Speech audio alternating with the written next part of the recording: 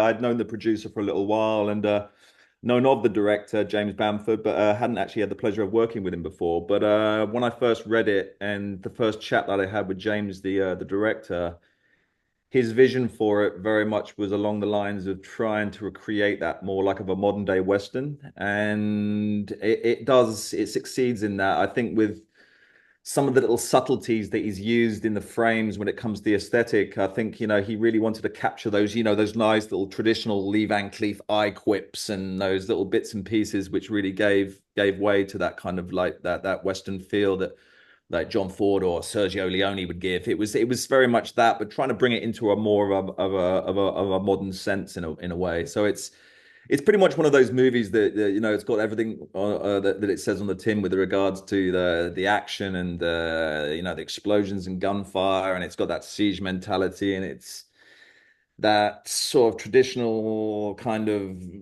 a bunch of guys, bunch of outlaws, mercenaries, as you mentioned, walking into town, and it's up to the local sheriff and his father and community to be able to defend what's theirs, and even if that means defending or harboring the anti-hero of the story, Henry Thomas, who's there. And even if they have to protect, his being to be able to defend their town, then that's what they'll do. But yeah, it really had me from as soon as the name Marcus Novak was mentioned in the character that I'd be playing. As soon as I read it, so many ideas started coming to life, and so many different things were kind of like popping in my head, which normally happens when I first read a script for the first time. And if I can see myself playing that character, like I say, all these sort of buttons start to go off, and certainly did with Marcus. Yeah. And James, one thing that struck me from watching the movie is the aesthetics, the sort of background, and so much detail going into every little shop front, every certain outlet. I'm curious where you filmed, because even the whole outside of that Dan's Diner, it looks so rhetoric, it looks so Absolutely. authentic in terms of that. Can I ask, were they assembled sort of stages, or is that actually a place that you actually hired out for the shooting of this movie deep in sort of Central America? Yeah, Jim, absolutely. Yeah, it's actually filmed in Bulgaria. Okay, okay. Absolutely, at a number of studios, Gan Central, and namely more than most, and a lot of productions from all over the world are being shot there now at a studio called New Bojana, Okay. run by Yariv Lerner at New Bojana Studios, and they have several sort of settings and streets. They have a London street, they have a New York street, they have they got the house there that was used in one of the Rambo movies. They've got several sort of sets there. It's actually a very vast studio, with some great detailing when it comes to sort of little, like you say, little small American towns, whether it be Colorado or Montana. Or the detailing is definitely there for all to see, and they've been running a really successful business there for quite a while now. Yeah. And James, obviously, so Mitch, lead on question from shooting in Bulgaria. When you landed the project, the role, when you found out that you were going to be playing this Marcus Novak character, was it formed from the get-go that you'd be shooting in Bulgaria and for extended period of time? And I imagine, judging by the film, that you were probably there for maybe 4 to 6 weeks, were you? Yeah, it was about 6 weeks. Yeah, about 6 weeks. So I mean, I knew of because I've known so many projects that have been filmed there before. So it's kind of, and I knew that the company that we work with, Republic Paramount, they do a lot of their work there, as well as a number of Netflix shows that are filming there at the same time. It has been for a number of years now. So I know of the place, but I'd never actually been there. And then I just suddenly, I did another movie straight after High Ground, actually in New Ljubljana as well. So the first two times that I've ever been to Bulgaria were for two movies, one back to back, basically. But yeah. It was always going to be about 5, 6 weeks shoot, which is great. But it's a lovely place. It's a lovely town, and working with some great, brilliantly talented people in such a nice environment. It was it's a dream for an actor like myself. Yeah, and you mentioned we're some wonderfully talented people, and obviously the legendary John Voight needs no introduction. Still producing movies of quality in terms of the acting ability. He shows no lines of slowing down, and we see some sort of riveting takes with between John and the bad guys. The whole sort of he has sussed G from the get-go, dare I say, in terms of that. Uh, Absolutely, yeah.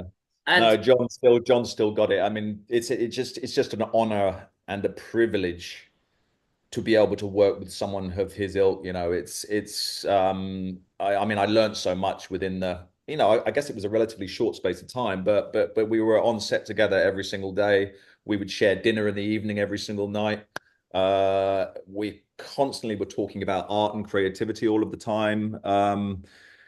But John, and as well as everyone else, it was just a wonderful environment to be part of. Like I say, with such wonderfully talented people who just made my job so much easier. And like I say, you're only as good as the people in front of you, and they happen to be Oscar winners. Well, one of them happens to be an Oscar winner, so it was a dream come true, really was to work with someone like John, and then Henry and Kat and Charlie as well. It was just a really nice collective and a nice ensemble, really.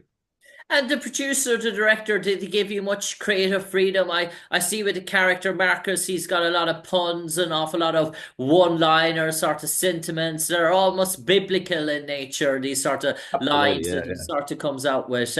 Is that a sort of creative freedom and how you were to look at this character to say that there's a bit of psychological element going on with him in terms of that he's more than one-dimensional sort of bad guy? Yeah, it's a funny thing. I mean, once I it's normally my sort of process of doing things, of whereabouts. If I once I have a conversation with like James, for instance, the director, and he gives me an idea of who he thinks Marcus is, I'll go away and then I start to develop my own idea of who I think Marcus is from the words on the page. Because at the end of the day, my name is James Wheatley and the character is called Marcus Novak. I think I've always, if I could put it quite simply, um, it's a matter of meeting somewhere in the middle and bringing my ideas to the table of how I think this guy looks, stands, operates, walks, in any sense. There's like the process of costume, the process of makeup, the process of developing an accent is all very important to me, and it's something I have to explore, you know, a certain amount of time beforehand to be able to try and bring that engine and bring that kind of uh yeah, to bring that kind of like shape of the character. It's because once I've got an idea about, and I'll explore quite extensively when it comes to wardrobe, like I say, makeup, and then the accent itself. Because those ideas come, and then I've got a firmer idea of who that person is, and I can recognize that person in the mirror, then I can start having fun with it. And then I can start developing these little idiosyncrasies. I can start developing these little meticulous details that only I could sort of really create. Like someone else who comes in and plays Marcus will be a totally different Marcus to me. So I try and give it give him that identity whereabouts, which is very heavily influenced by me, James Wheatley. So it has to be. Otherwise, I think then it suddenly then becomes sort of demonstrative or farcical if you don't really give that human side of yourself to it. Yeah. And James, I know the answer to this question, the first part of it, before I asked in terms of the partaking in your own stunts. So I know you that's a hell yeah for you anyway. But just the choreography of the sort of stunts in this movie in terms of actor, because we all say actors, it's all about how you portray lines, it's how about you portray emotions, how you bring the character life. But sometimes people forget the whole choreography of the sort of stunts. There's more than just pulling a trigger of a gun in terms of a scene. There's a potent scene where you meet a humble a humble guy owning a petrol station in terms of that. And he just wants to see who's in the police car of his deputy friend. But there's a whole sort of choreography sort of scene that goes around that, which is to depict that sort of scene, even without sort of lines and acting, to make it sort of dramatic, sort of make it feel intense. And I'm sort of wondering in terms of how long was the choreography and all these sort of stunts take? outside of the acting lines and stuff? I mean, it generally comes quite quickly. I mean, James, I think you probably already know that that James Bamford, the director, especially comes from a background of stunts. So he's worked on some huge movies with regards to stunts, and so he's very kind of qualified in that respect. But he's also open up, and he knows how to play out certain scenes because he's done it many times before with regards to action and movement and but then obviously it's partly me that I've got to bring that, like I said to you before, that when I was developing the sort of costume or the the whole makeup of Marcus, that I had to like understand how to move like Marcus, and I know how to I need to know how to move in front of the camera like Marcus, so I have to have a certain technical responsibility as well. So, I mean, there was a very organic process when it came to my work with James, actually, because he made things incredibly easy with regards to the movement and stunts, like you mentioned, because of his background that's already there. So, I mean, and like there is time constraints, so we have to think pretty fast and think pretty quickly. And then sometimes sometimes you think something's going to be relatively complicated, and it comes out quite easy. It then sort of solves itself very quickly once we get up and moving. Yeah. There was a beauty about that scene. I think you mentioned with Otis and myself and the other guys that worked very very quickly actually, and we seemed to get it quite well. Yeah, get it moving pretty well.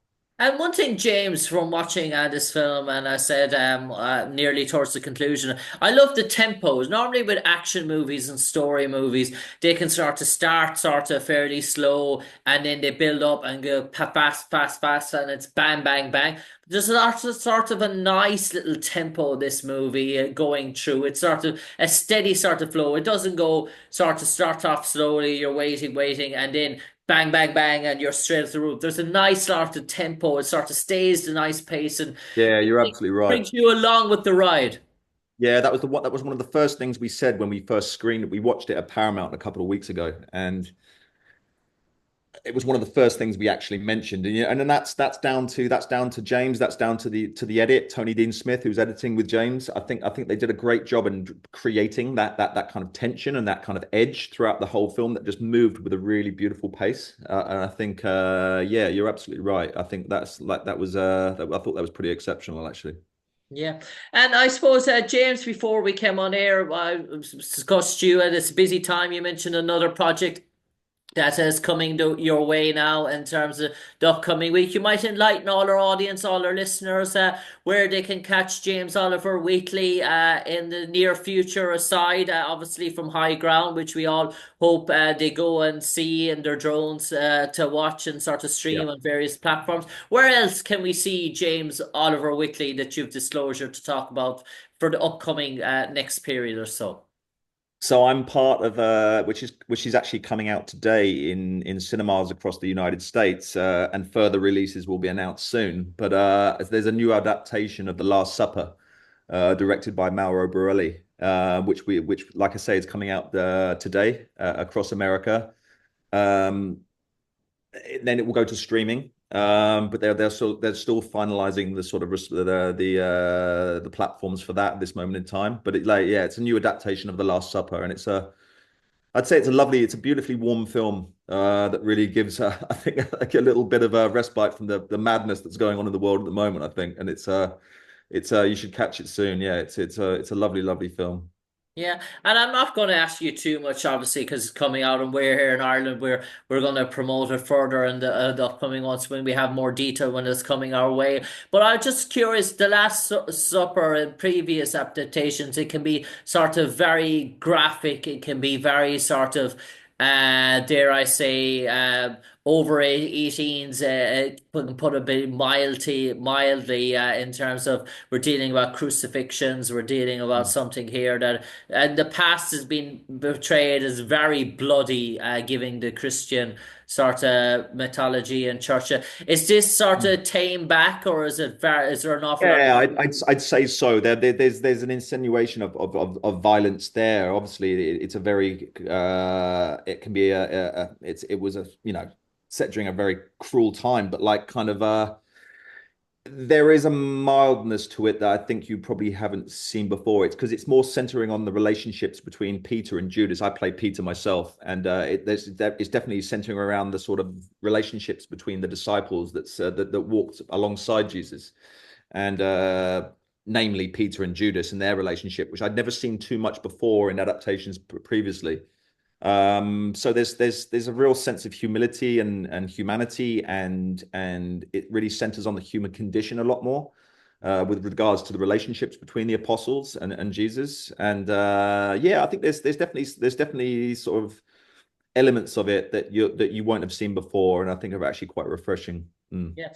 And James, second last question now, penultimate question for you. Before you came on air, we had a quick chat and we were talking about Ireland and the Emerald Isle, and obviously it's St. Patrick's weekend coming up here. Monday is St. Patrick's Day, and I do believe you visited Ireland in the past. Any memories or good stories or a pint of Guinness tasted along the way? Yeah, I appeared in Vikings. I think season 6 of Vikings. I think it was. So that was obviously shot that way. It was near a where was it? Near a Corkside, I think, wasn't it? But I visited the Jameson's distillery, which was really fun, I must admit, Okay. which I had a lot of fun doing. I mean, I have a lot of Irish friends anyway, so I've been back and forth over the years, and I was living with an Irishman out here actually, screenwriter name of Niall Cassin, who's actually just gone to Boston for Paddy's Day. So yeah.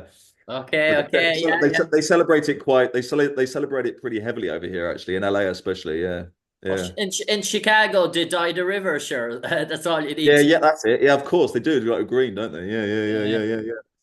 James, Oliver Wheatley, I'm going to turn it over to you now for the final 30 seconds. You might enlighten all our audience, all our listeners. March the 18th, around the corner, Tuesday. High Ground is going to be shown here in Ireland and the UK on various different platforms. Once they tune in for our audience and listeners, once they turn on High Ground, and I do recommend it myself, I have to say, what's in store for them, James? I think if you really like a good old shoot 'em up where the good guy is good and the bad guy is bad, and then you've got the sort of anti-hero in the middle being torn between the both of them, and it's got explosions, it's got thriller, it's got drama, it's got like guns, it's got